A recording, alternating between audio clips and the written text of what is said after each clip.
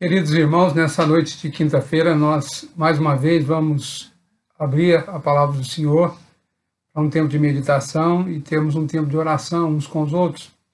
Convido os amados irmãos a abrir a palavra de Deus lá em Atos, capítulo 6, apenas o verso 4. Atos, capítulo 6, apenas o verso 4. Nós já estamos estudando esse livro, mas eu gostaria de meditar apenas em uma frase aqui desse livro e juntos a gente ter um momento de meditação na palavra do Senhor. A palavra do Senhor nos diz assim em Atos 6:4: E quanto a nós, nos consagraremos à oração e ao ministério da palavra. Vamos curvar diante do Senhor, vamos orar nesse instante. Pai amado, nós queremos te agradecer por mais uma quinta-feira, quando reunimos cada um nos seus lares, e juntos para podermos meditar na palavra do Senhor, para podermos interceder uns pelos outros, para termos comunhão. Nessa hora pedimos que o Senhor nos dê um coração aberto, uma mente própria para a gente aprender, ilumina a nossa mente, abre o nosso coração, para que possamos aprender essas verdades tão necessárias quanto a nossa vida de oração. Tudo isso nós te pedimos em nome de Jesus. Amém. Irmãos, o texto que nós acabamos de ler está aqui no capítulo 6, logo que eles instituíram, os diáconos, e eles são convidados, então, a deixar a palavra e a oração para servir às mesas. Eles, então, resolvem não fazer isso, mas eles se consagrarem à oração e ao ministério da palavra. Perceba bem que a oração vem em primeiro lugar aqui no texto. Nós, como presbiterianos, temos colocado a palavra no centro, como a palavra como algo principal. Nós vamos perceber que na igreja primitiva a oração tinha um lugar especial, primordial. Então eu quero que você observe que a oração é tão necessária quanto a palavra. E os apóstolos, então, sabendo disso, nós vamos ver que eles, quando surge dificuldade, a primeira coisa que eles fazem é orar. Eu queria que você fizesse isso também. Já no início dessa meditação, que quando surgir as dificuldades, nós possamos orar a Deus e depois tomar a palavra em mão. Mas eu quero então, junto com os irmãos, ver algumas verdades que está aqui nesse texto. Por que eles perseveravam na oração? Primeira coisa que os apóstolos perseveravam na oração é porque eles precisavam do poder de Deus e da autoridade de Deus e da unção de Deus. Observe que eles eram no entendimento das pessoas e eles também não tinham todo o conhecimento que os escribas, que os fariseus tinham. Eram homens que estavam acostumados com o mar, mas homens que andaram com Jesus. E percebe que o Senhor Jesus foi modelo para eles de oração. E eles sabem, então, que se eles querem ter a autoridade do Senhor e a autoridade de Deus vindo para eles e ter a unção e o poder de Deus, eles precisam de buscar Deus na sua intimidade, na oração. E é o que eles fazem aqui. Eles buscam Deus e, lendo um livro aqui, o autor Roberto Muraes diz assim: as pessoas observando ele, quando ele saía do púlpito, ele diz assim: quando ele assumia o púlpito na manhã de domingo, o povo se punha a chorar, porque ele vinha da presença de Deus e havia um resplendor de Deus em seu rosto. Eles viam nele uma seriedade, uma solenidade, a majestade de tudo isso é que saía do lugar de oração. Aquele homem tinha um tempo de oração antes de ensinar, e aquele tempo de oração era um tempo precioso. Ele precisava da ação de Deus, ele precisava do poder de Deus, ele precisava da unção, então ele buscava em Deus.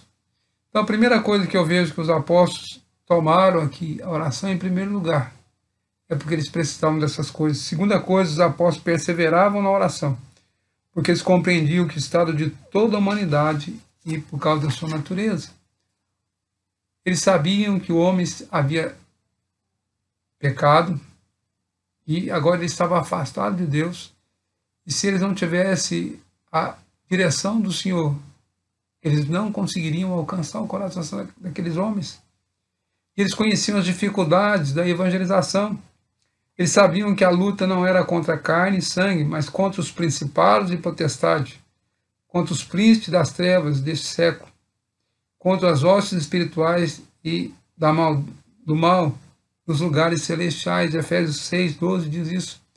Paulo escrevendo diz que a nossa luta não é contra a carne e sangue, mas contra os principados e potestades. Eles sabiam que se eles buscassem Deus em oração, Deus ia ter misericórdia e compaixão do povo, porque o homem natural não vai de encontro à necessidade dele. É Deus que vai de encontro à necessidade do homem. E quando nós oramos, Deus então quebranta os corações daqueles homens. Deus abre o entendimento. Deus, na sua misericórdia, alcança as pessoas. Terceira coisa pelo qual os apóstolos oravam e perseveravam em oração é porque eles entendiam que a natureza dessa grande salvação não nos é dada pelo Senhor Jesus, e essa é a regeneração. Observe que eles oravam porque eles sabiam que dessa grande salvação que nos é dada pelo Senhor Jesus Cristo é a regeneração. Ele sabia que o homem regenerado, o homem nascido de novo, é uma nova criatura. E eles queriam que aquelas pessoas, então, que estavam afastadas de Deus, que estavam andando nas trevas, que elas vissem a luz de Cristo. Então eles sabiam que a salvação não é uma ajuda, não é uma assistência, não é uma consolação, não é a felicidade e alegria só. Salvação é a regeneração, é um nascer de novo. Então aqueles homens buscavam Deus para que aquele povo que havia crucificado, que havia morto Jesus, pudesse ter uma oportunidade agora, já sabendo que ele havia ressuscitado, que eles pudessem então ser alcançados com a nova vida, com a regeneração. Então eles oravam a Deus, buscavam a Deus, para que os gentios pudessem nascer de novo, porque eles sabiam que Deus é o que dá vida aos que estão mortos nos seus delitos e pecados. Paulo, escrevendo aos Efésios capítulo 2, 4-6, ele diz assim que nós estamos mortos nos nossos delitos e pecados, mas Deus, na sua misericórdia, nos alcançou. Então nós vamos orar a Deus para que Deus abra o entendimento dos gentios, abra o entendimento daqueles que ainda não conhecem a Jesus. Eu queria que nessa noite nós, como igreja, chamando a você e eu como membro da igreja Ebenezer, nós nos curvássemos diante de Deus em oração, jejum, consagração, mas nesse tempo também nos lembrássemos do Parque São Jorge, da Vila Imperador, intercedendo. Como aqueles homens fizeram, nós podemos fazer também, buscando a face de Deus, para que aquele bairro, aquelas áreas da cidade seja alcançada por Cristo. E às vezes nossos motivos de oração talvez não seja esse dos apóstolos. A busca do poder, da unção, da autoridade. Às vezes não é para lutarmos contra os principais e potestades, contra os príncipes das trevas. Muitas vezes a nossa oração é uma lista de coisas que nós precisamos. Eu queria que nessa noite você mudasse um pouco isso. Que você buscasse Deus, para que Deus, na sua compaixão, regenerasse as pessoas que ainda não são regeneradas naquele bairro. Para que eles viessem a conhecer e se transformassem em cidadão do reino. E essa seria a maior alegria nossa. Porque às vezes as nossas preocupações com as coisas que nós precisamos são muitas. Às vezes as nossas listas de oração são imensas, a ponto de esquecermos de orar em favor daqueles que precisam conhecer o Jesus. Então observe que a igreja estava na sua ampla atuação ali. A igreja estava alcançando vidas. Surge a necessidade de cuidar das viúvas e os apóstolos então convocam a comunidade para que eles elegessem diáconos para assumir cuidado dessa área, do cuidado com o pobre, do cuidado com as viúvas, na repartição das coisas que eram necessárias, para que eles se dedicassem à oração e o ministério da palavra. Que o Senhor nos ajude, que a igreja hoje olhe também a importância da oração e do ministério da palavra, para que juntos nós alcancemos mais vidas ali naquele bairro.